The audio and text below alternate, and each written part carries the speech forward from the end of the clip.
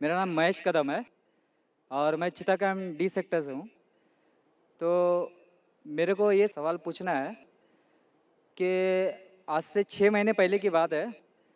मैं बहुत बीमार था और मैंने बहुत अपना इलाज कराया, लेकिन मेरे को कुछ फ़र्क नहीं पड़ा। तो मेरे को फ़र्क क्यों नहीं पड़ रहा करके ये बात को मैं बहुत सोच रहा था। तो मुझे मालूम पड़ा कि मैं जिस इलाके में रहता हूँ, वो एरिया में गोश्त खाने के लिए मनाही है। तो थोड़े दिन के बाद मैं चिता कैंप में आया।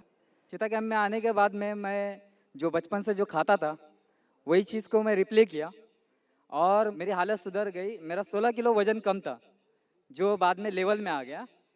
तो बोलने का मतलब ये है कि ये जो मैं सवाल पूछ रहा हूँ आपको, ये सवाल मेरे लिए या गैर मुसलमान भाइयों के लिए नहीं है, स्पेशली मेरे औरत के लिए। ये इसके लिए क्योंकि इस वक्त वो आपको टीवी पे देख रही है। मैं तो आज इस्लाम कबूल करने वाला हूँ। तो मैं मेरी औरत को ये बताना चाहता हूँ कि आपका मैं एक बार पहले एक लेक्चर में सुना था कि इंसान का जो ये जो दांत होता है, वो दांत की जो रचना की गई है वो गोश्त खाने के लिए भी है।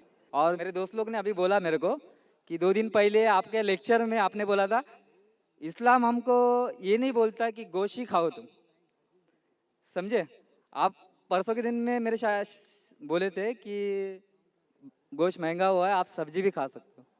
तो तो मेरे को ये बोलना है, मैं उससे छुप छुप के गोश्त खाता हूँ, जो मेरे को खाना ही है हर हाल में, क्योंकि वही मेरी बॉडी के साथ लेवल करता है।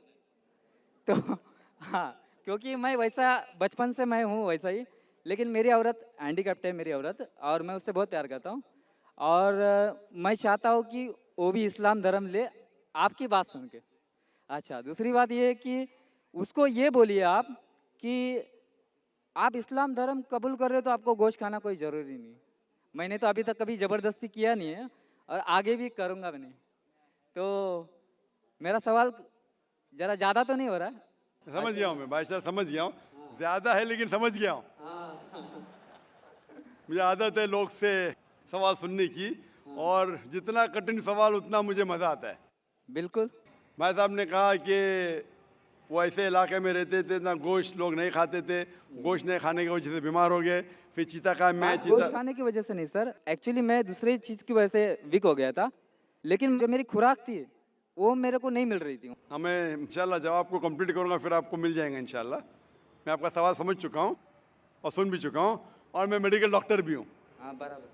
मैं इस्लाम और कंपैरेटिव रिलीजन के अलावा एक मेडिकल डॉक्टर भी हूँ। भाई साहब बीमार हो चुके थे और गोश्त नहीं खाने की वजह से फिर से रिकवरी नहीं मिल रही थी। जब चिता कैम्प में आए तो गोश्त खाने लगे और रिकवर हो गए, और 16 किलो वजन भी बढ़ गया उनका। और उनको गोश्त खाने की आदत है बचपन से, क्योंकि गोश्त के अंदर मेडिकल साइंस आज ये कहती है कंप्लीट फूड है। जिस्म के अंदर अमाइनो एसिड की जरूरत लगती है 23 अमाइनो एसिड की, जिसमें से 8 अमाइनो एसिड जिस्म में खुद पैदा नहीं होते, उसे कहते हैं इसेंशियल अमाइनो एसिड। और ये खुराक में लेना, अपने खाने में लेना ज़रूरी है। कोई भी वेजिटेबल फूड में कंप्लीट प्रोटीन सारे 8 अमाइनो एसिड मौजूद ही नहीं है। अब जब फ्लैश खाते, गोश्त खाते, इसमें 8 अमाइनो एसिड मौजूद है, जो वेरी गुड प्रोटीन है। पूरे जवाब के लिए इंशाल्लाह कल मेरी तकरीर है, जिसमें मैं ये वादे तौर के ऊपर डिटेल में जवाब दूंगा। लेकिन आपका मेन सवाल था, आपका पहले सवाल का जवाब दूंगा और एक सवाल पूछना चाहते हैं नहीं, आप? नहीं, चलेगा, चलेगा। सवाल एक दो, हाँ, एक। बाद में कतार के पीछे, हाँ, फिर आप वापस आ सकते हैं। क्योंकि गैर मुस्लिम को मैं इजाज़त देता हूं, एक के बदले दो, दो के बदले तीन, अभी तीन के बदले चार, तो बाकी लोग बोलेंगे नाइंसाफ़ी है। वो ये मुस्लिम को ब्रेन हेमरेज हो गया था कल, बोला मुझे मौका नहीं दे रहे। वो हमारे आगे ही थे। आपके आगे था, देखो आपको मौका मिला, उनको नहीं मिला। ब्रेन हेमरेज तो न्यूरो सर्जन को बुलाने पड़ेगा। जैसे मैं कह रहा था कि आप अब इस्लाम से इंशाल्लाह प्रसन्न हैं और आप कबूल करना चाहते। आप साथ साथ ये कहना चाहते आपके बीवी से कि नॉनवेज खाना, गोश्त खाना गलत नहीं। इंशाल्लाह आपकी बीवी से कहिए कि कल मेरा प्रोग्राम अभी लाइव टेलीकास्ट देख रही है, कल भी ये वक्त देखिए, 6:15 से लेके 10 बजे तक के। इंशाल्लाह जवाब आपको मिलेगा। लेकिन ये कहना चाहता हूँ कि गोश्त खाना मुसलमान के लिए फ़र्ज नहीं है।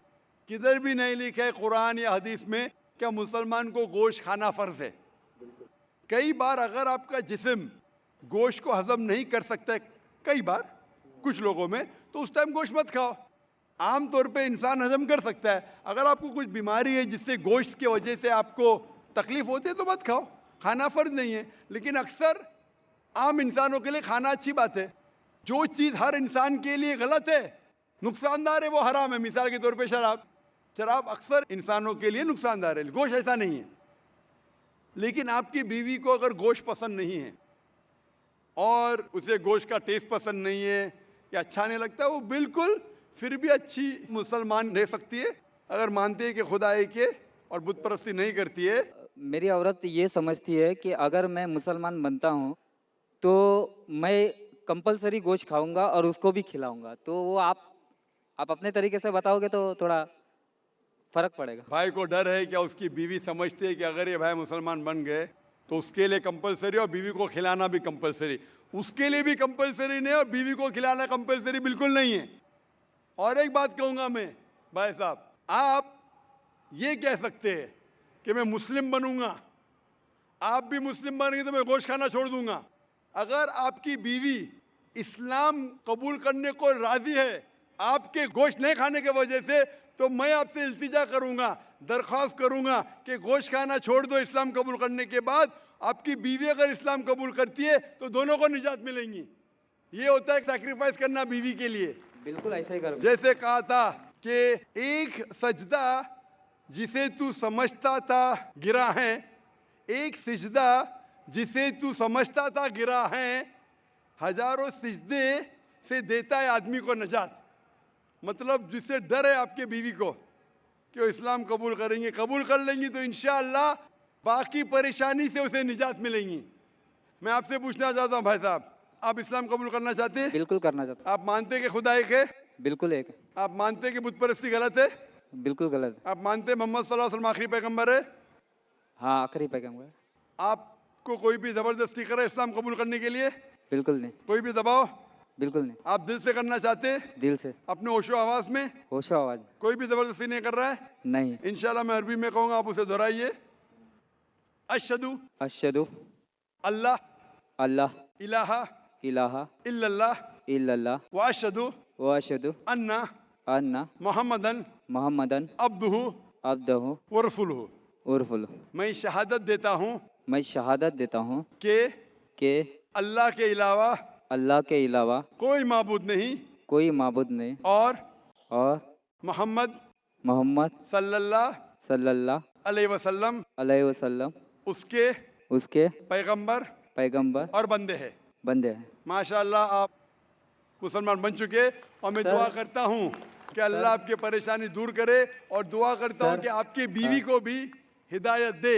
हाँ सर, मैं क्या बोल रहा हूँ कि मेरे लड़के का नाम सचिन है, सचिन कदम है। जी हाँ, मैं मेरा नाम साजिद रख रहा हूँ, जी हाँ। साजिद, लेकिन सरनेम में मेरा कदम ही रखूँगा क्योंकि मेरे पिताजी बहुत ग्रेट इंसान थे, बहुत अच्छी अच्छी बातें करते थे वो, और मेरे को उन्होंने वैसे ही जीने के लिए सिखाया। वो बोलते थे कि ज़िंदगी में हमेशा स्टाइल से जीना चाहिए और ज़िंदगी का सच्चा स्टाइल दूसरों के लिए जीना चाहिए। तो मैंने जब हैंडीकैप मेरे औरत से शादी किया तो उसके बाद मैं बहुत तकलीफ के साथ में अपनी ज़िंदगी गुजारा हूँ। मैं चाहता हूँ कि आज के बाद में मेरे ज़िंदगी में वापस तकलीफ नहीं आए। मैं मुसलमान बन रहा हूँ, तो इसके लिए सब मेरे मुसलमान भाई मेरे लिए दुआ करें। इंशाल्लाह भाई साहब की दरख्वास्त है कि हम दुआ करें उनकी ज़िंदगी में तकलीफ ना आए। आपने कहा कि आपका नाम साजिद रखना चाहते हैं, अल्हम्दुलिल्लाह अच्छा नाम है। कदम आपका सरनेम कदम। आम तौर पे इस्लाम में सरनेम बदलने की इजाज़त नहीं है क्योंकि सरनेम से पता चलता है आपके ख़ानदान के बारे में। तो आपको सरनेम वही रखना ज़रूरी है। अच्छा आप बदलना चाहे तो भी मत बदलिए। अच्छा। आप अच्छा, अपना नाम बदल सकते हैं लेकिन सरनेम मत बदलिए। मेरा जो लड़का है, भाई साहब, मैं बोलता भाई हूँ- साहब, हाँ बोलिए। भाई साहब, बाकी लोग आपके पीछे खड़े हैं हाँ जी। हाँ, बोलिए। आप चाहते हैं आपके मुश्किल दूर हो तो दुआ करने के लिए कह रहा हूँ लोग से। आप सवाल पे सवाल करेंगे तो दुआ करने का टाइम ही नहीं देंगे ना, बराबर। बराबर कि नहीं? बोलिए। हम दुआ करते हैं कि अल्लाह ताला आपके ज़िंदगी को आसान बनाए, लेकिन ये नहीं कहूँगा कि तकलीफ ना आए।